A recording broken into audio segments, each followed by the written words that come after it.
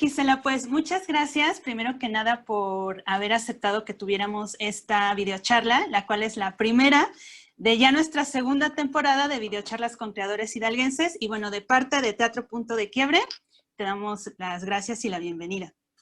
Muchas gracias por invitarme, esto me da mucha emoción en esta, esta segunda vuelta de entrevista. No, pues gracias por ese trabajo que hacen y me parece, la verdad es que también me parece muy importante, porque hay algo, ¿no? Que se está ahí haciendo un trabajo respecto a la memoria y también, ¿no? Hablábamos la vez pasada, pues esto, ¿no? Como de tejer redes y no conocernos, porque yo no te conocía tanto, aunque sí, hemos coincidido mucho, pero pues ahora me ha tocado, pues, percibir y tener una relación contigo, ¿no? Eso está muy bien, o sea. Claro, sí, y lo que mencionas esto de las redes, de seguir generando vínculos, que aunque como creadores obviamente tenemos diferencias en cuanto a lenguajes, en cuanto a pensamientos, ¿no? Creo que lo que tenemos en común es la pasión y el interés por el teatro y también de seguir generando espacios de, pues precisamente de diálogo, ¿no? Y pues sí, nos da mucho gusto cada vez tener más compañeros que se interesan en verlos a ustedes, que son nuestros invitados, y en seguir compartiendo estas charlas. Y a mí, por supuesto, me gustaría comenzar con la pregunta que les hago a todos, porque es hablar precisamente de su historia, y es que nos cuentes cómo es que descubres al teatro y cómo decides que se vuelva tu proyecto de vida. Pues cuando era niña, pues casi no tenía mucha vida social en la escuela. Más bien era una niña muy introvertida en la escuela, porque claro, con mi familia pues hablaba mucho, toda la familia es muy dicharachera, platican mucho. Mis primos, ¿no? Yo me la pasaba increíble jugando con mis primos, somos muchos, no es una familia muy extensa por parte de mi madre. Pero en la escuela yo me la pasaba viendo hacia la ventana y no escuchaba, te juro, no, me recuerdo a la maestra así como hablándome feo, y yo decía, ¿qué? Pues me está hablando a mí, porque yo me iba, o sea, me quedaba viendo la ventana y ya. Entonces, cuando empieza este proyecto, porque claro, yo desde chiquita veía a mis tíos actuar, veía a todos o sea, sabía que todos mis tíos habían pasado por el teatro, después ya me lo platicaban con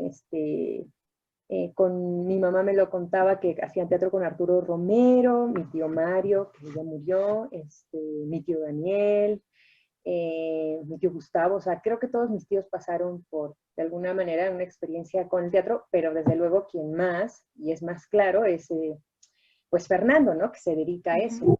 Fernando Pérez Romero. Entonces, pues para mí era muy admirable verlo y me emocionaba. Entonces, desde chiquita yo decía, yo quiero ser actriz. No hablaba con nadie en el mundo, pero yo quiero ser actriz. Entonces, pues empieza un proyecto que fue con una compañía que se armó en ese momento, que se llamó Hidalguía, donde eran varios directores, porque era un proyecto muy ambicioso. Era un texto del maestro que igual acaba de fallecer, Roberto Mesa, ¿no? Pues, muy amado. Y bueno, es que ese no lo había dicho, pero sí, para mí Roberto, pues sí, es como gran parte como de ese inicio con el teatro, ¿no? De niña. Y recuerdo como toda esa su forma de hablar, ¿no? Y sus juegos al hablar, porque además era una persona de un manejo del lenguaje, ¿no? Increíble. Y claro, estaba Luis Carlos Cabrera, que es director de teatro también, tiene su grupo El Clan, estaba Fernando, Víctor Santoyo, que Víctor es de Zitácuaro, Michoacán, Michoacán, igual ya falleció, y también fue un director que hizo carrera en Hidalgo, ¿no? En México, en Pachuca sobre todo. Entonces, bueno, pues estaba Fernando, voy a intentar ir rápido para tener tiempo. Fernando, Víctor, Luis Carlos Cabrera, estaba el profesor Juan Manríquez, don Juan, que le decíamos, que fue el gran pintor y escenógrafo, que además él venía de la ciudad de Guanajuato, ¿no? Ahí hay toda una leyenda alrededor de él, y el creador del Cervantino, ¿no? Cómo se cruzan, el de Hidalgo se va a Guanajuato y el de Guanajuato se viene a Pachuca.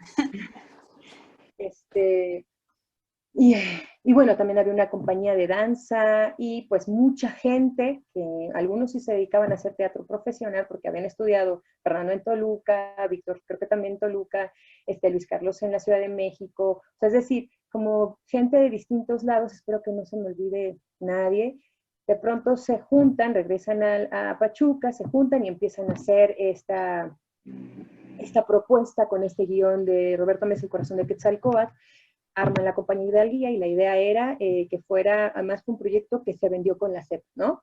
Como un antecedente de teatro escolar, digamos, en Hidalgo, en Pachuca. Estoy hablando de 1942.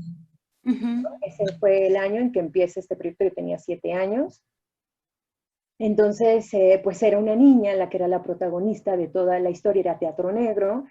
Entonces, pues muchos de ellos corrían, o sea, se ponían el traje negro, salían, regresaban, ya mueve tal monigote, ahora es el pueblo, ¿no? Era la conquista, pero pues era ahí una mezcla entre la historia del pueblo prehispánico, la conquista, y también un poco con un juego con la mitología, ¿no? Con los dioses, Quetzalcóatl, Tezcatlipoca, la Coatlicue, ¿no? Entonces es la historia de una niña que va buscando a sus hermanos, que es Yolot y Papal, ¿no? El corazón y Papalot mariposa. Entonces, bueno, pues todos, es la niña, digamos, es la que va buscando y ahí se va dando toda la historia.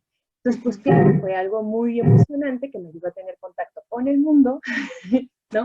Me cambió la vida y teatro para mí fue muy importante porque esa fue como la función, ¿no? Y creo que la vez pasada, bueno, te hablaba que justo a mí me parece que ese es uno de los puntos que yo rescataría de pensar en el teatro y en el teatro desde la escuela primaria o desde la secundaria, ¿no? O desde edades muy tempranas, también como adultos, porque el teatro cambia la vida. O sea, pensaba yo en CADAC, en el Centro de Arte Dramático que fundó el maestro Héctor Azar, y justo pues es eso, ¿no? Una de las primeras cosas que hace es que es el teatro pensado para la vida, en función de la vida, como herramienta para desenvolverte en la vida, para incluso, ¿no? Pienso poder confrontar ciertas circunstancias. No sé, a mí me parece que da muchas posibilidades. Por eso también pienso que la carrera en el Instituto de Artes es tan importante, porque también la gente que está egresando pues puede reproducir, ¿no? Porque para mí dar clases es una de las labores más fuertes, más importantes y más difíciles, ¿no? Y son importantes, o sea, este trabajo de ir y llevar este conocimiento a los distintos municipios, ¿no? Como maestro de teatro.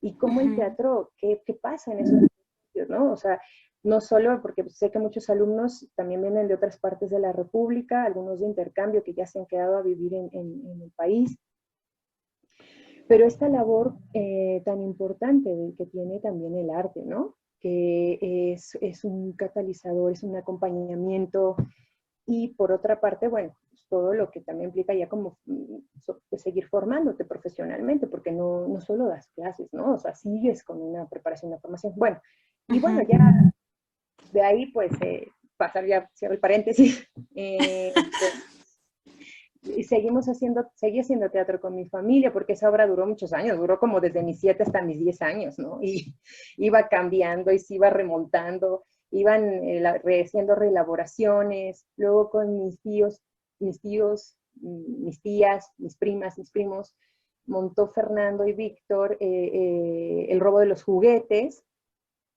que es una obra que hablaba sobre la recuperación del juguete tradicional, pero pues la presentábamos en el Teatro San Francisco, en el Romo de Vivar. O sea, yo me acuerdo de ese teatro llegar y del olor a nuevo, ¿no? Porque además es un teatro que yo supongo que te lo contó Anuar, no he visto tu entrevista con Anuar, pero bueno, pues que la esposa de Murillo Karam fue quien estuvo ahí como dando un gran apoyo a la gente de cultura, ¿no? Y que además ella ayudó pues sí, a que se restaurara y se volviera a abrir el Teatro San Francisco. Yo sé que no es un teatro público, pero bueno, me parece una labor interesante de recordar, ¿no? Y ya podríamos después criticar qué, pero estamos hablando de los años 90 cuando pues ni siquiera contemplado en absoluto, ¿no?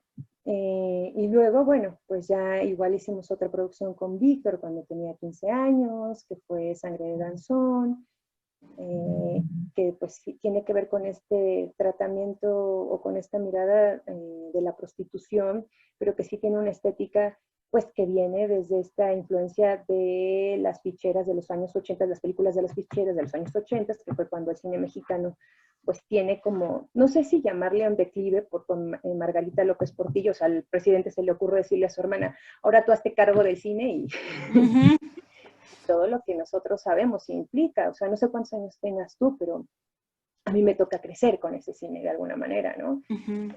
Y la referencia es clarísima, ¿no? En los albures, en los chistes, en muchos clichés incluso, ¿no? Porque la repetición de clichés. Y luego, pues, y bueno, también como una cierta añoranza respecto a eso. Y bueno, luego viene El Avaro con Fernando de Ita, y que fue ahí un trabajo, pues era el segundo teatro escolar, el primero fue con Ramírez Carnero, este era el segundo teatro escolar, esta vez no recibimos nosotros entrenamiento con gente de Casa del Teatro, ni con Grupo 55, yo oía a Betty platicar sobre eso, también varios teatros escolares, a mí nada más dos, y claro, pues todos estaban como en otro trabajo, otro ejercicio. Fernando todo el tiempo insistía sobre el trabajo con las imágenes, ¿no? Que en los actores es muy importante. Y de pronto la pregunta es, ¿y cómo es ese trabajo con las imágenes, con las sensaciones, ¿no? Y él decía, el texto tiene que pasar. ¿Cómo haces para que el texto pase? ¿Y qué es eso? ¿No? Que yo, 17, ya iba a cumplir 18, intentaba entender o seguir, pero claro, después lo entiendes conforme ya estás como en la formación, ¿no? Y así, y entré a la carrera, ¿no? Bueno, pues nos hablas cómo tu formación fue justo, o tu espacio de formación ya que comenzó con el teatro fue justo en un ambiente familiar, ¿no? Que más adelante, cuando uno empieza a tener equipos de trabajo, se vuelven tus pequeñas familias también, ¿no? Hablábamos ya con otros compañeros que justo pensar en el teatro es en las relaciones humanas, tanto de los equipos que formamos como de cuando nosotros empezamos ya a pasar lo que ocurre en un proceso creativo hacia un público que es el que atestigua lo que hemos venido trabajando, ¿no? Entonces, sí, hablar de las relaciones humanas creo que es parte pues de la base, digamos, del hecho teatral, pero también lo que decías, todo lo que tiene que ver con la enseñanza y el aprendizaje del teatro, que lo habíamos hablado incluso en la plática pasada, que también es una postura, ¿no? Que estamos acostumbrados, no todos, pero cuando estamos más jóvenes, idealizamos al teatro o las artes escénicas o el arte en general como solo la obra que vemos finalmente, cuando en realidad hay un trabajo anterior, cuando no estás arriba del escenario como ocurre ahora gracias a esta pandemia, sigues manteniendo una postura frente a la vida, frente al arte, frente a la política, frente a tu país, frente a otras cosas. Entonces, ya lo hablaste un poco, pero para volverlo a retomar, ¿qué representa entonces el teatro para ti? Pues una posibilidad para enunciar. Es un espacio desde donde enunciar lo que en este momento a mí me interesa, ¿no? Desde posicionarme políticamente, si es necesario, ¿no? Porque yo siento que siempre, o sea, siempre no debemos perder como este pensamiento crítico con el que no somos educadas, educados, educades en este estado, ¿no? Realmente me parece que es una de las cosas más complicadas, que por ejemplo, no sé si recuerdas, pero en la carrera para mí fue muy claro que ese era uno de los puntos, ¿no? Siempre había un lugar desde donde te posicionabas, qué estabas diciendo, por qué lo decías, ¿no? O sea, siempre había una insistencia sobre la búsqueda de esa claridad. No solo en la construcción de personajes, porque pues, al principio, voy a hacer rápido paréntesis, al principio en la carrera yo soy primera generación del Instituto de Artes y tuvimos mucha suerte porque empezamos con Rogelio Luébano, Nora Manek, Indira Pensado, desde luego llamaron a ella llamó a Indira para que ella, Indira, que tenía conocimiento, pues se hiciera cargo, ¿no? Esta mujer tan maravillosa tenía piso, sabía, ¿no? O sea, yo no puedo, porque tampoco, o sea, yo entiendo que quien la llamó, pues no tenía referentes, ¿no? Pero esta mujer tuvo mucha claridad, y eso yo la recuerdo que hasta nos dio clase de cómo reír, pero bueno. Y eso fue muy bonito, porque es tener contacto con otro tipo, más allá de la crítica y de todo lo que pueda parecer, pues es como observamos las distintas formas en que se reproduce y se hace teatro. Y eso es a mí algo que me interesa mucho, ¿no? Cuando hablamos de posicionamiento o de cómo nos miramos, porque después nosotros tuvimos otra formación. Llegó Rubén Ortiz, Jean-Frédéric Chevalier, Pulsilam, Pañez Merat, Eugenia Vargas, Gestel, o sea, llegó un grupo de personas, Iliana Diegues, ¿no? Iliana Diegues, que yo admiro y quiero mucho, que desde luego fue, vamos a trabajar desde otro lugar, ¿no?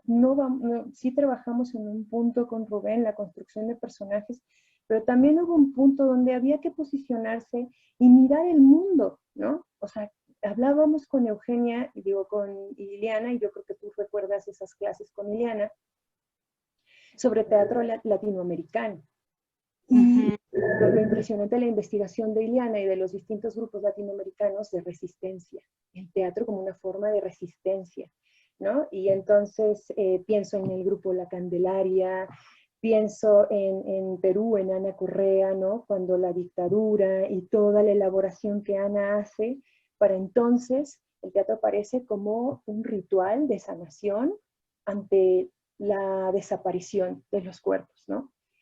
Que, no sé, a mí se me hace siempre, hay un golpe, ¿no? En mi pecho, en mi garganta cuando pienso en ese tipo de trabajos o cuando pienso en aquella Antígona de Watanabe, ¿no? Cuando, no sé si recuerdas el nombre de la pieza, acabo de olvidarlo, pero es esta escena donde ella está haciendo una acción simbólica de enterramiento, ¿no? Es Antígona, ella levanta el cofre, Teresa Rally, no, espera, y va cayendo la arena, y era una acción simbólica, ¿no? De enterramiento desde los muertos en ese momento. Pienso, por ejemplo, en el Teatro Abierto, con Osvaldo Dragún en Argentina, y todo el trabajo que eso implicaba, ¿no? Porque era la plena dictadura, la gente no podía reunirse, y el teatro era una forma en que la gente podía tener una salida, un espacio para hablar, para enunciar, para respirar. Y desde la ficción, desde luego, también, ¿no? ¿Cuántas obras de teatro no tratan temas súper duros, ¿no? Como Arístides Vargas, el dramaturgo Arístides Vargas y toda su serie de producción, ¿no? O Fabio Rubiano, ¿no? Que también habla, por ejemplo, Los perros, no sé si se llama así la obra, no sé si tú la recuerdes, pero que habla también de la trata, del abuso, ¿no? Como muchas más obras de teatro, ¿no? Pues no quiero dejar de nombrar ay, acabo de olvidar el nombre de este otro dramaturgo, pero bueno, en fin. Entonces, pues claro, a mí me parece que hay hay una conciencia y hay un posicionamiento y hay un trabajo y una elaboración, ¿no? Respecto a lo que está pasando en tu tiempo y cómo nos sacude y qué hacemos desde nuestro quehacer. Sí, también cómo intervenimos en espacios, en ambientes donde o sea, está la gente a la que le están ocurriendo mucho de lo que nosotros contamos. Yo me tocó ver justo la obra de Rosa Cuchillo cuando estuvo aquí en Pachuca, yo la vi en el Mercado 1 de Mayo, y fue como de, al final muchas mujeres se le acercaron para contarle que ellas también tenían un hijo desaparecido o un hijo al cual habían matado. Entonces, sí, o sea, pongo de ejemplo eso para hablar precisamente de la intervención, de cómo nosotros también, la magia y lo maravilloso del teatro es cómo podemos nosotros también habitar los espacios. Era el mercado, claro, porque se hacía en el mercado. Ajá, se hacía en el Y mercado. ay, claro, y también quería nombrar a otro grande mexicano, porque también pues, en México se ha hecho una producción impresionante, Oscar Liera. Y los temas que Oscar Liera trata, ¿no? Son de una crudeza y una que a la fecha, ¿no? Volver a montar a Oscar Liera implica abrir de tema, hablar de temas que siguen siendo vigentes y todavía Sí. peor, ¿no? Con este país tan roto, lleno de tanta violencia, ¿no? Sí. Y entonces, eso me lleva a la siguiente pregunta, que es, ¿en qué temas has basado y estás basando tus investigaciones?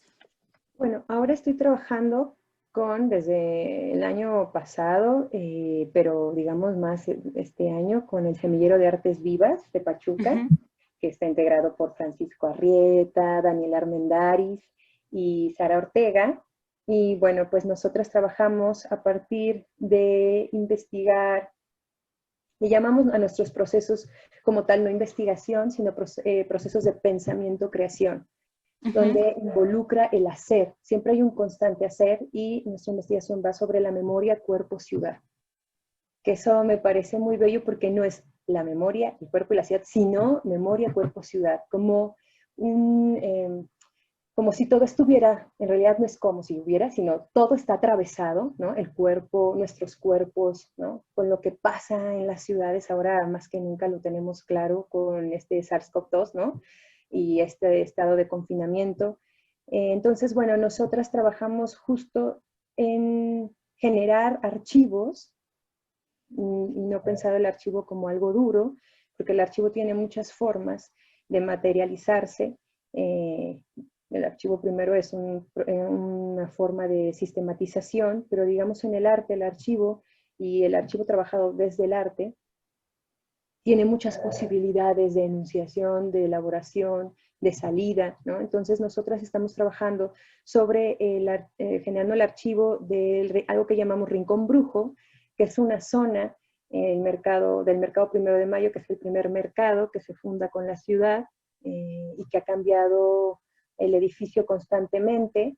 Este último edificio que conocemos es uno que inaugura el presidente Calles, pero tenemos el edificio principal, luego está la plazoleta, donde ya mucha gente no es de Hidalgo, viene mucha gente de Puebla a vender en la plazoleta, y luego atrás están esas callecitas donde se ponen las hongueras, ¿no? Que son mujeres que vienen de Atotonilco, los Reyes, mujeres que vienen de Atozochitlán, y pues ya te imaginarás, ¿no? O sea, venden, las has visto, afuera también hay otro grupo de mujeres que se pone fuera del Benito Juárez, pero digamos en especial estas que se ponen en esa calle que sube, que cruza con la calle Leona Vicario, donde está la Virgen, que va hacia el barrio del Arbolito.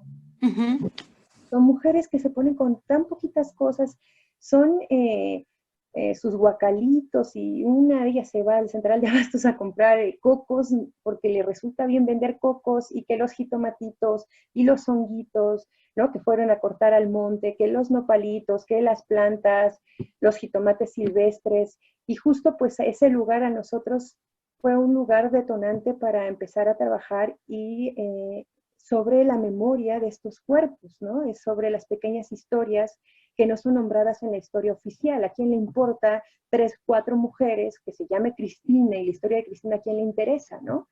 Porque Cristina es útil en la medida en que funciona en este sistema económico. Más allá, pues no aparecerá en un libro de texto, ¿no? Porque también quien escribe la historia oficial, pues son los historiadores que están, pero no me refiero a los historiadores en general, ¿no? Me refiero a los que están avalados, ¿no? La historia que está avalada, la historia de los vencedores, la historia de los héroes, ¿no?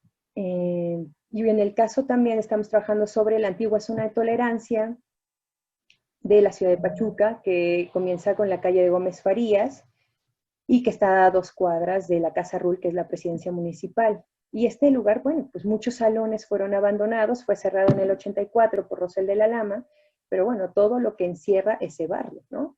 ¿Cómo fue creado? ¿Quiénes eran dueños de aquellos salones? ¿Qué pasó con esas personas? ¿Quiénes eran las mujeres de ahí? La doctora Carmen Lorenzo es una historiadora que para nosotros ha sido punto medular en este trabajo, porque ella lleva una investigación documental muy interesante sobre la zona, ¿no? Nosotras ahora hemos hecho pues más el trabajo de campo y de estar indagando con la gente que vive en la zona y descubrir, ¿no? ¿Qué pasó con ese gran salón, el abanico? Ahora, ¿quién vive en el abanico? ¿Qué se gesta atrás de las personas que están habitando ese espacio? Porque es personas que están como ocupas ahí. Ujú. Y bueno, eso por un lado, ¿no? Digamos. Oye, dos cosas. Antes de que se me vaya una, que también lo habíamos platicado la vez pasada, era justo eso de ignorar, negar, no querer reconocer, desaparecer, ¿no?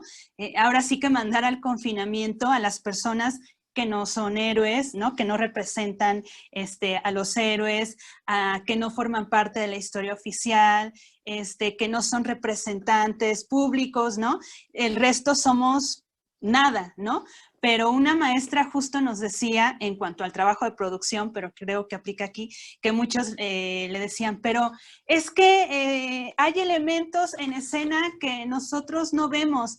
Y ella decía, pero yo los veo. Y con el hecho de que yo los vea, ya existen y son parte de nuestra realidad también. Entonces, pienso mucho en eso ahorita que me cuentas sobre el proyecto justo de semilleros, ¿no?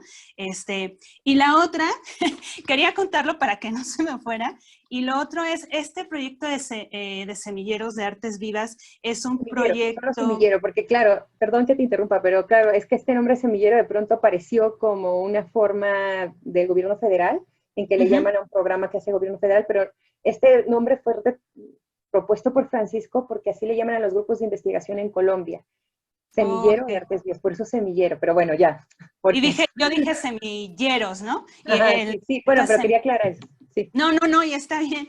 Es un proyecto autogestivo, sí. totalmente, ok. Independiente, sí. Que Ujú. por otro lado, también la vez pasada yo te comentaba que eh, a mí me parece importante, voy a retomar lo de las becas, ¿no?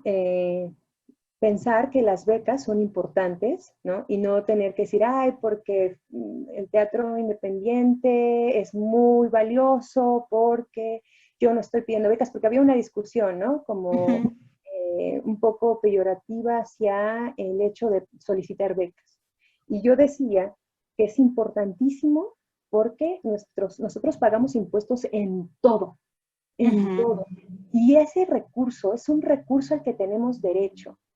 Y yo platicaba como con Teatro Ojo, con quien estuve trabajando y que a mí igual me marcó mucho en mi manera de trabajar ahora con la escena, pero justo que Héctor Burges hablaba de lo importante que es pensar que ese es un fragmento, un espacio de pequeño poder al que tenemos acceso los artistas para elaborar. Y desde ahí también posicionarnos. Y desde ahí, eso no quiere decir que porque me das el recurso yo tengo que ser complaciente contigo, gobierno Ujú. federal o gobierno estatal. Es que no, no. Yo gestiono una beca y claro, la beca es para eso. Todos estamos trabajando constantemente, metemos el proyecto y el mejor proyecto es al que se le da el apoyo y eso es importante y tenemos derecho a esos apoyos y a ese espacio, porque ese espacio es para producir, sino cómo produces, o sea, yo entiendo, pero todos terminamos haciendo mil cosas, ¿no? Terminas trabajando haciendo esto, el otro, aquello, y yo no digo que no se relacione, ¿no? Porque uno siempre puede, siempre puede encontrar las maneras de relacionar con tu proyecto escénico, artístico, pero lo que sí me parece terrible es, y no tiene que ver con paternalismo, ojo, es una obligación y es una responsabilidad, porque también tú te entregas cómo fue que usaste ese recurso, para quién fue, de qué manera, lo que también implica no pensar que solo tiene que ser ahora como es lo que piensa el gobierno federal, que todo tiene que ser para la comunidad, ¿no? Y pongamos en duda qué es eso de trabajo comunitario y cómo es eso de trabajo comunitario. Ojo, porque tampoco somos los artistas que vamos a colonizar y ahora yo te voy a enseñar cómo es el arte en el pueblo, ¿no? Sino también pienso que tiene que ver con una gran escucha, una gran atención para cómo se están elaborando los proyectos y qué imaginamos y desde dónde imaginamos esos proyectos. No desde los lugares tan comunes o los típicos clichés, voy a llamarles así, ¿no? Desde donde siempre pensamos todo, porque todo lo pensamos desde las mismas formas en que hemos sido domesticadas, domesticados, domesticades. Siempre, ¿no? O sea, y para eso, por ejemplo, pienso, las clases. Bueno, si las clases no se pueden dar ahora por el confinamiento, pues entonces ahora vamos a buscar estos espacios virtuales. Ah, no, pero no todos los niños tienen acceso. No, pues entonces ahora la televisión, ¿no? Y quién sabe qué va a implicar aquello de la televisión, cuando también pienso que hay otro tipo de cosas que aparecen en lo doméstico, en la vida doméstica, y que no se están viendo, ¿no? Otro tipo de saberes, de conocimientos de otros. ¿Y cuál es esa escucha? ¿Cuál es esa reflexión? Por eso un poco yo digo, nosotras como tal hablamos desde la investigación en las artes y lo que hacemos también es hacer pensamiento creación, porque también tiene que ver con un intento constante que nos cuesta mucho trabajo de descolonizar nuestro pensamiento y nuestro ser, ¿no? Siempre nos estamos cuestionando, estamos discutiendo, estamos pensando, ¿es por aquí? ¿En serio? ¿Esta es la manera? O sea, esa pregunta, o pienso, siempre estar sospechando es importante, porque nosotras fuimos educadas en un estado priista que lleva en Hidalgo más de 90 años.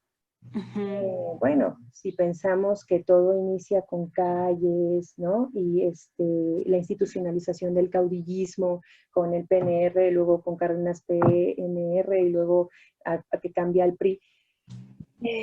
Es toda una historia muy pesada y muy fuerte, donde se ha ido gestando maneras de entender el mundo y las mamamos, las aprendemos en la escuela, ¿no? En la escuela pública. Yo fui en la escuela pública toda mi vida y a mí me decían, tú obedeces, tú cállate, tú no piensas, ¿no? No se organicen, no piensen, ¿no? O sea, de pronto es, bueno, o sea, tú quieres que yo esté a tu servicio, que yo diga que sí a todo, que si me vas a dar un presupuesto, entonces, ¿de qué lado estoy? Estoy contigo, en contra de ti. No se trata de eso. No se trata de eso, porque tú no eres Estado dueño de ese recurso. Tú lo gestionas, pero yo estoy pagando impuestos en todo, en lo que compro, en lo que consumo, en todo, cuando trabajo, caramba, Hacienda, ¿cuántos impuestos le pagamos? O sea, es impresionante, ¿no? Y lo que deduce y lo que no deduce. Claro. Me acordaba justo que hay algo que me gusta mucho, por ejemplo, de las veces que he tenido la oportunidad de viajar al sur de América, digamos a Chile y Argentina específicamente, justo esto del emprendimiento, ¿no? De las pequeñas empresas, de cómo allá los jóvenes desde la juventud empiezan a ser pequeños emprendedores vendiendo pan, elaborando, por supuesto, vendiendo su propio pan. Ya lo hablábamos, los grupos que también son grupos de denuncia, de intervención, que también crean laboratorios, que tienen espacios de entrenamiento permanente a partir de recursos que también ellos van generando. Y esto lo comento justo por lo que decías, cómo desde pequeños nos enseñan que vamos a crecer, vamos a ir a la escuela, vamos a aprender cosas, nos vamos a educar para terminar trabajando para alguien más, en una empresa, cuando en realidad nosotros también podemos ser generadores mismos de nuestro propio trabajo. Y sí, el autoemprendimiento me parece bastante importante, que creo que es una de las cosas que está ocurriendo también ahorita a raíz de la pandemia. Mucha gente, que me incluyo también, bueno, incluyo a punto de quiebre porque somos Carlos y yo, ahora estar vendiendo tartas, ¿no? Como una alternativa, porque ahorita no hay salida para nuestros proyectos. Y sí, bueno, quise hacer este paréntesis y hablar de eso. Claro, porque además también pienso que estamos repensando formas de hacer comunidad, pero no solo eso, y no en la forma romántica, porque suena muy bonito, pero siendo muy clara, maneras de buscar nuevas formas de relación para activar nuestra economía. La economía de mi casa. Y también nos damos cuenta que no necesitamos tantas cosas, ¿no? También es interesante. O sea, sí. Y de pronto pienso cómo es que esta vida, este ser consumista, se nos ha metido hasta los huesos, ¿no? Y de pronto o sea, es como querer tener acceso a cosas que realmente no necesitamos. Y también hay pánico por soltar. También pienso, bueno, pues, ¿cómo es que se gestan? Por ejemplo, me contaba, creo que también, bueno, no recuerdo quién me contaba, si era una amiga que se llama Ireli, que acaba de ir a China, y me contaba cómo en Pekín, en los camellones, sí fue Ireli, que también es artista y la quiero mucho, es directora de teatro, me contaba cómo en los camellones pues están sembradas lechugas, o sea, hay siembra, ¿no? De distintas, hay hortalizas, ¿no? Como los huertos en casa, los huertos urbanos. Ahora que con todo esto, pues mi hermano empezó a hacer su propia composta, ¿no? Y claro, saber que es un proyecto a largo plazo, pero entender que también trata de eso, ¿no? Cómo nos volvemos o cómo empezamos a imaginar formas de vida y de economía autosustentables, y también desde el arte, cómo imaginamos volver a la ciudad, ¿no? Cómo imaginamos habitar las calles más allá del pánico por la presencia escénica, ¿no? Que yo entiendo que es tan importante porque, caramba, yo viví esos estados o recuerdo estar en escena con ese trabajo de energía constante, ¿no? Que hay que mantener pero también pienso que hay otras formas que hay que explorar e imaginar y que también ya están dadas, ¿no? O sea, también hay una negación muy fuerte hacia la escena expandida. Yo ahora con el Semillero de Artes Vivas, pues nosotras trabajamos desde las artes vivas. Eso me parece también maravilloso porque no está dentro de la disciplina, no es la disciplina como tal del teatro, no es la disciplina de la danza, de las artes visuales, sino es un campo, ¿no? Rolf Abderhalden le llama, es un campo.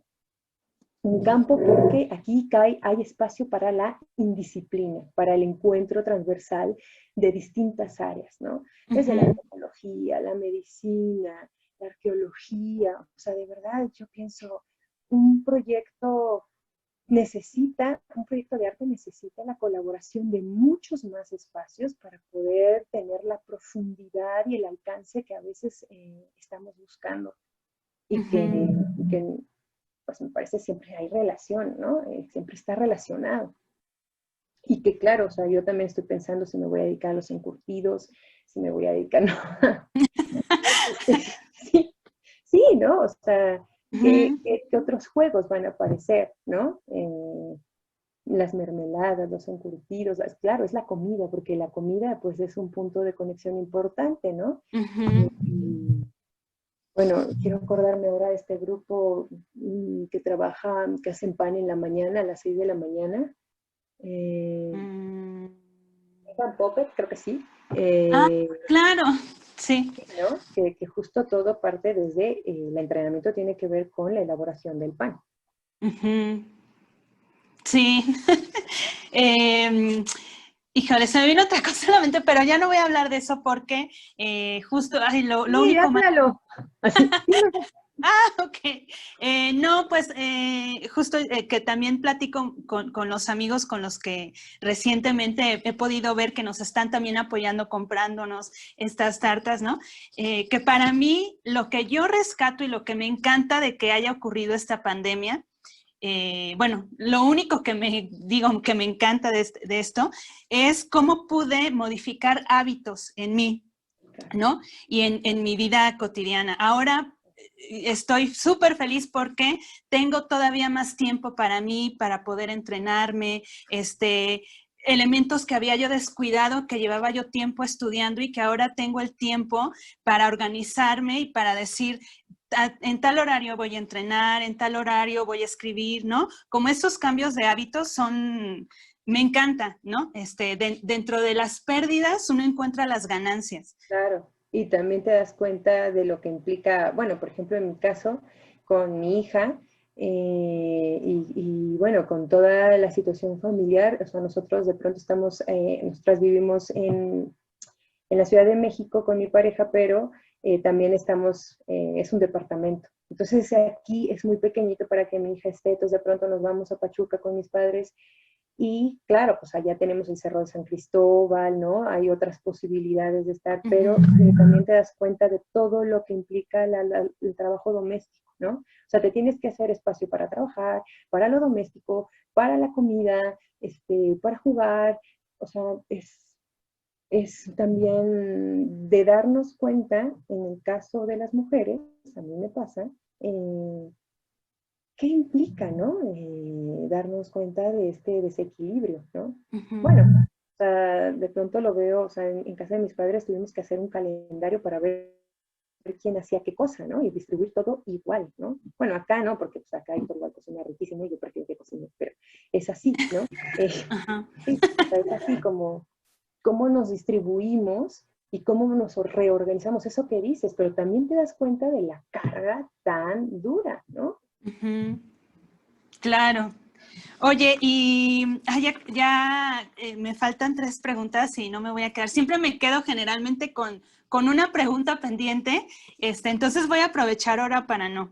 Tú, ¿cuál crees que es la importancia justo de documentar, de ahondar en la memoria, en la historia de cada uno de los trabajadores y hacedores culturales en el Estado, refiriéndome específicamente a estas videocharlas que hemos tenido con todos esos personajes de la historia del teatro en Hidalgo, reciente, digamos de, no sé, 10, 20 años para acá, 30 años a lo mucho. Por supuesto hay personajes todavía más allá, pero ¿cuál crees que es la importancia de tener estas videocharlas y de documentarlas? Pues mira, primero creo que es una súper labor y que creo que es un proyecto bien interesante porque están abriendo memorias singulares. Y eso implica conocer el recuerdo, y el recuerdo no siempre es como se recuerda, ¿no? El recuerdo viene, ¿no? Vienen flashazos o vienen en momentos, anécdotas, y eso es otra forma de conocer esta historia que se ha ido dando en el Estado, ¿no? Es otra forma de tener relación con eso, ¿no? O sea, ¿quiénes somos todas, todos y todos estos que estamos aquí intentando hacer distintas comunidades, ¿no? Leí el artículo de María Teresa Paulín, a quien quiero mucho y admiro mucho como directora, ahora en el Independiente, y hablaba de por qué la imposibilidad de hacer comunidad de creadores en Hidalgo, ¿no? Era mucho más el texto de ella, pero solo parto de esta premisa porque me parece que somos distintas comunidades, somos muchas, y bueno, ya también hacemos distintas cosas. Entonces, de pronto, pensar este espacio, este acervo, como un lugar de consulta, de encuentro, ¿no? De decir, órale, no sabían que está ahora Anuar, ¿no? O no sabía toda esta historia de Fernando y su relación con los grandes maestros del teatro moderno, ¿no? O sea, conocerlos en vivo, ¿no? O sea, yo recuerdo, me tocó conocer a Eugenio Barba en una conferencia a la que fui con Karin Merck cuando éramos estudiantes todavía en Dragón de Jade en Cuernavaca, ¿no? Y que fue muy impresionante, pero también un poco, si dejamos de fuera o de lado como todas estas mitologías que tenemos en concreto, pues son las experiencias, son los lugares por donde cada uno de nosotros ha transitado, ¿no? Y cómo es que cada quien ha encontrado sus maneras de elaborar, ¿no? Y con quién nos interesa relacionarnos, ¿no? ¿Qué trabajo se parece a cada búsqueda. Y creo que eso es así, ¿no? O sea, por eso me parece a mí importante, ¿no? Como un espacio de consulta, de encuentro de conocimiento, que no Claro. es el oficial. Oye, ¿y qué te ha aportado el ser madre? Ay, sí, esa es la que más me gusta. Uy, pues es lo más increíble que me ha pasado en la vida. Ay, mi hija es lo más increíble, así, no sé cómo explicarlo, pero bueno, todo cambia, ¿no? El cuerpo te cambia, las emociones, eh, son una serie de transformaciones muy fuertes desde el embarazo y ya cuando tienes a este cerecito contigo en el acompañamiento, muchísimo, o sea, transformó mi manera de mirar el mundo tal cual, ¿no? O sea, si pienso en un primer momento, pues es el teatro cuando era niña y ahora siendo madre. Porque Antía me abre, no sé cómo decirlo, pero es el detenerme.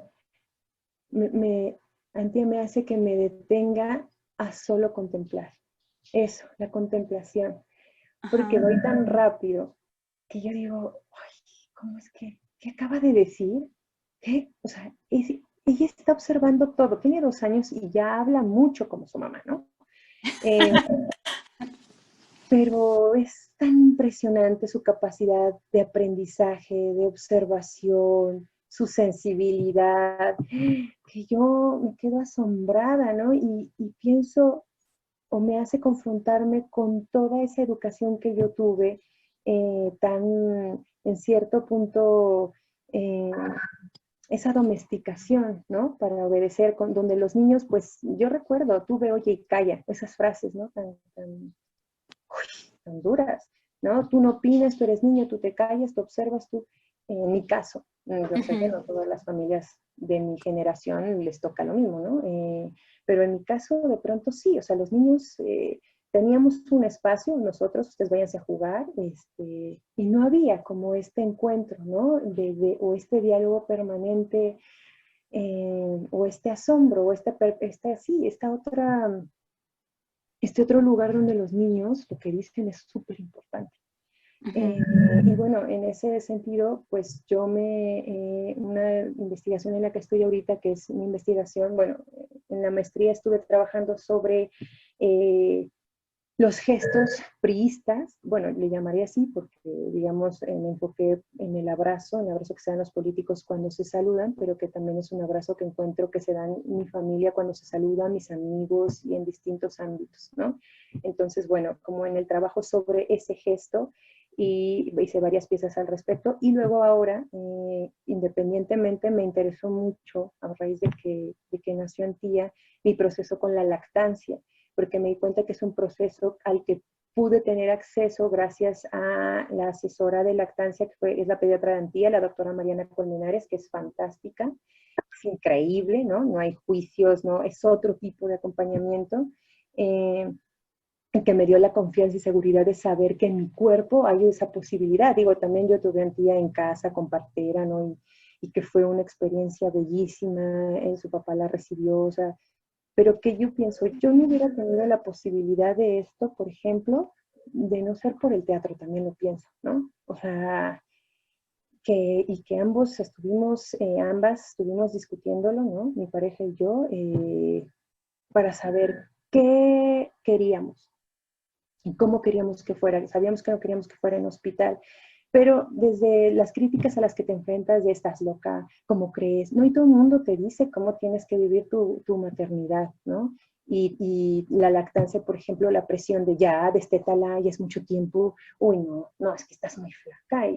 Y toda esa crítica tan dura, ¿no? A mi cuerpo, a mi estar, que de pronto es como, oye, espérame, no, ¿no? Yo he estado Ujú. descubriendo cómo hay un montón de imágenes de lactancia prolongada milenarias. O sea, bueno, por ejemplo, es, hay una serie de imágenes que son de una diosa paleolítica, europea, donde el sistema era la gilanía, era matrilineal, pero lo que no significa que sea como patriarcal, es distinto, ¿no? O sea, digamos que no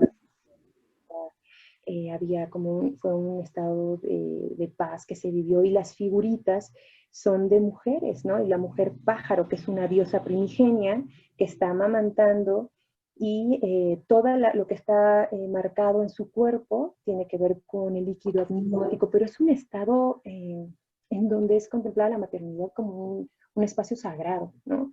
De producción de vida. Y por ejemplo, hay otra imagen de un petroglifo, que además, fíjate, el rostro fue cincelado de la diosa Osiris amamantando al niño faraón. Parece que es como un niño como de entre 5, 6, 7 años. O sea, es un niño ya alto que está parado amamantando, está mamando de la diosa. Entonces, de pronto, ¿en qué punto nuestra cultura de lactancia se ve interrumpida por la aparición de las empresas y la producción de la leche de fórmula, que además no alcanza a darnos todos los beneficios que la leche materna da, ¿no? No solo a la mamá y al bebé y a la relación, ¿no? Mamá y bebé y todo el trabajo de seguridad y confianza, sino física y hablando de salud, ¿no? Previene el cáncer de mama, previene al bebé de un montón de enfermedades respiratorias, de hígado, del estómago. Es impresionante. O sea, a mi mamá le dijeron, tú tienes que regresar a la vida laboral y productiva, solo te damos mes y medio, me parece. No tienes más, o sea, ya me dio 3 meses y vámonos, ¿no? Fórmula y se acabó porque tenía que regresar al trabajo. Y a lo que se encuentran los doctores es que es tan poquito el tiempo que les dan y que ya tienen que regresar a trabajar y que se tienen que estar sacando la leche en lugares donde no hay, o sea, no hay cultura de la lactancia, ¿no? Y de respeto por esto, o sea, ¿dónde van al baño?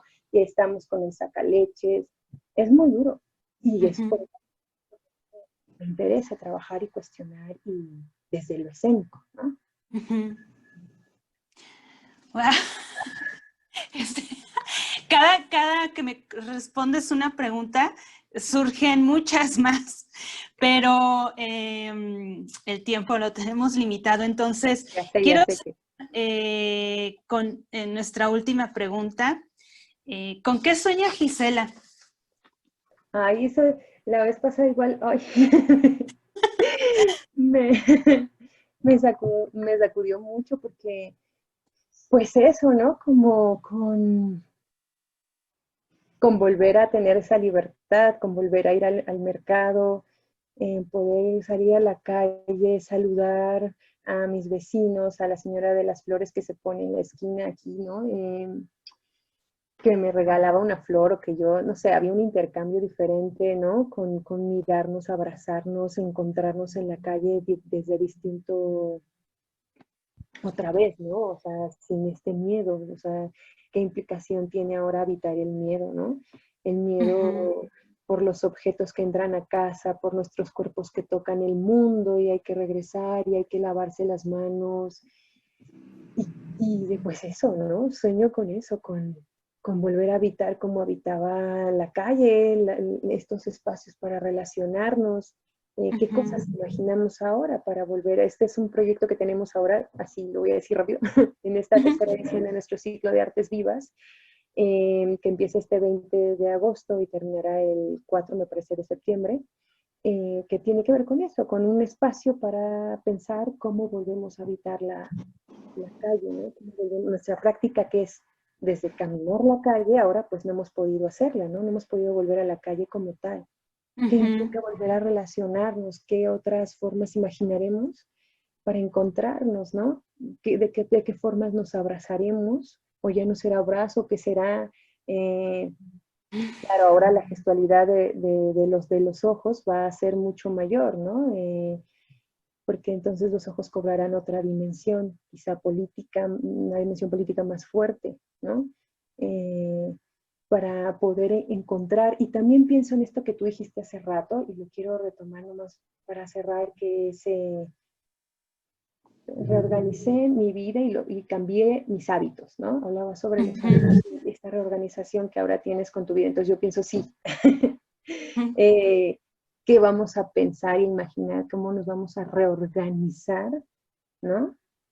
entre más para volver a estar juntas, juntos, juntes. Y me interesa mucho hablar del lenguaje inclusivo porque también romper con este machismo es importante, ¿no? Este machismo de casa con el que crecemos, este machismo de las instituciones que a nosotras siempre nos está atravesando, ¿no? También que implica este nuevo habitar, ¿no?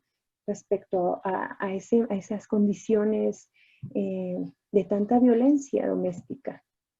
¿Cómo imaginar qué hacemos nosotros, ¿no? ¿Cómo nos comunicamos ahora? ¿Cómo volver a correr, ¿no? Porque, por ejemplo, oía una amiga que dice, en Alemania solo en espacios cerrados piden el cubrebocas, en espacios abiertos no. En España están empezando con esa regla también. Y ella acababa de ir a Venecia, no había gente en Venecia, y decía, pues en Venecia la gente no usa cubrebocas en espacios abiertos, solo te lo piden encerrados. O sea, ¿qué va a hacer, no? O sea, eso podrá pasar aquí, no puede pasar acá. Bueno, acá nuestras condiciones y nuestra educación es distinta porque tenemos muchas carencias, ¿no? Este país tiene muchísimas carencias. Y también pienso, más allá de cuestionar el trabajo que hacen como pueden la Secretaría de Salud, que además yo admiro mucho el trabajo de López-Gatell, más bien es este quedarse en casa, este autoconfinamiento, no tiene ningún otro apoyo, ¿no? Del Estado. O sea, es decir, si yo trabajo vendiendo comida en la calle y tengo un puesto ambulante, por ejemplo, ¿qué hago? Es que yo no puedo parar. Hay mucha gente que no ha parado, ¿no? Entonces, pues eso, o sea, ¿qué es esto a lo que nos estamos confrontando que nos está implicando formas de encuentros distintos? ¿Y cómo los vamos a hacer? O sea, cómo repensar el teatro también, ¿no? El teatro, por ejemplo, que es un teatro de ficción. O sea, cómo repensar en los encuentros. O sea, bueno, ya ni siquiera pienso en un concierto, ¿no? pero sí, pero sí, pero sí, en la calle sí, claro. Ay, Gisela, pues estoy muy agradecida contigo por haber tenido este espacio que hoy fue de mucha reflexión, o yo así lo tomo, en donde por supuesto temas como la memoria, que también ocurrió la vez pasada, que todo versó sobre la memoria, y en esta ocasión todavía más se habló sobre la censura, por ejemplo, ¿no? La censura en todas sus expresiones, pues nos lleva a seguir reflexionando, a seguir pensando, a seguir significando nuestras conductas, nuestras maneras de relacionarnos con el exterior, por supuesto empezando la relación con nosotros mismos. Sí. Muchas cosas, pero bueno, muchísimas gracias. Otra vez a nombre de Carlos, a nombre mío, que somos Teatro Punto de Quiebre, les recordamos a todos, por supuesto, que todas las videocharlas están en nuestro canal de YouTube como Teatro Punto de Quiebre, como material de consulta para quienes se hayan perdido estas videocharlas, por supuesto, también para que puedan seguirlas compartiendo, para que se queden como un acervo de esto que está ocurriendo.